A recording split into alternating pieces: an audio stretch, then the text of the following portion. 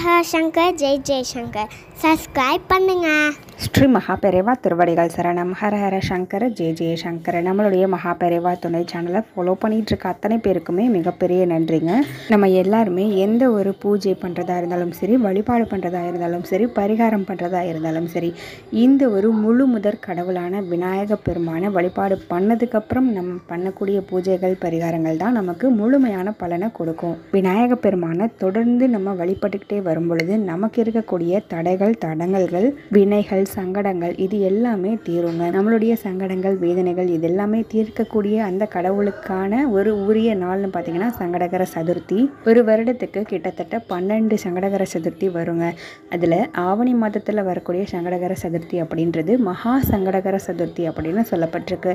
இந்த மகா சங்கடகர சதுர்த்தி நாளன்னைக்கு ஒருத்தர் விரதம் இருந்து விநாயக பெருமானை வழிபடும் பொழுது ஒரு வருடம் முழுக்க சங்கடகர சதுர்த்தி எத்தனை வருதோ அத்தனை சங்கடகர சதுர்த்திக்கும் விரதம் இருந்து வழிபட்ட பலன் இந்த ஒரே நாளில் கிடைக்கும். இப்பேற்பட்ட சக்தி வாய்ந்த ஒரு அற்புதமான நாளில் நீங்கள் எப்பவும் போல் காலையில் குளித்து உங்கள் வீட்டில் பூஜை புனஸ்காரம்லாம் பண்ணினதுக்கு அப்புறமா பக்கத்தில் இருக்கக்கூடிய கோவிலுக்கு போய் விநாயக பெருமானை வழிபாடு பண்ணிட்டு வாங்க. அது ரொம்ப ரொம்ப அற்புதமான பலன்களை கொடுக்கும். உங்களால் முடிஞ்சால் அங்கே நடக்கக்கூடிய அபிஷேகங்களுக்கு பால் வாங்கி கொடுங்க. அபிஷேக பொருட்கள்லாம் வாங்கி கொடுக்குறது உங்களுக்கு பல மடங்கு பலன்களை கொடுக்கும். அதே மாதிரி கோவிலுக்கு போய் வழிபட்டாலும் சரி, நீங்கள் வீட்டில் கண்டிப்பாக வழிபாடு பண்ணணும் இல்லைங்களா? அப்போது நீங்கள் என்ன பண்ணணும் அப்படின்னா, நம்ம வீட்டில் ஏற்கனவே விநாயகர் ஃபோட்டோ அப்படி இல்லைன்னா விநாயகர் சிலை கண்டிப்பாக இருக்குங்க. அந்த ஃபோட்டோக்கு முன்னாடி நான் சொல்லக்கூடிய இந்த ஒரு விஷயத்தையும் பண்ணுங்க. சுத்தமான பன்னீர் எடுத்துக்கோங்க. நாட்டு மருந்து கடைகளில் கிடைக்கும். இந்த பன்னீர் மகாலட்சுமி தாயாருக்கு உரிய ஒரு விஷயம். பணத்தை அது மட்டும் இல்லாமல் எல்லா விதமான நல்ல விஷயங்களையும் ஈர்க்கக்கூடிய ஒரு தன்மை இந்த பன்னீருக்கு உண்டு.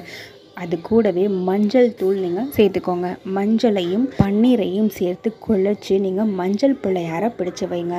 எதில் நீங்கள் பிள்ளையாரை நீங்கள் வச்சு வழிபட்டாலுமே பிள்ளையார் அதில் உடனடியாக ஆவாகனமாகி நம்ம கேட்கக்கூடிய வரங்களை அள்ளி அள்ளி தரக்கூடியவர் தான்.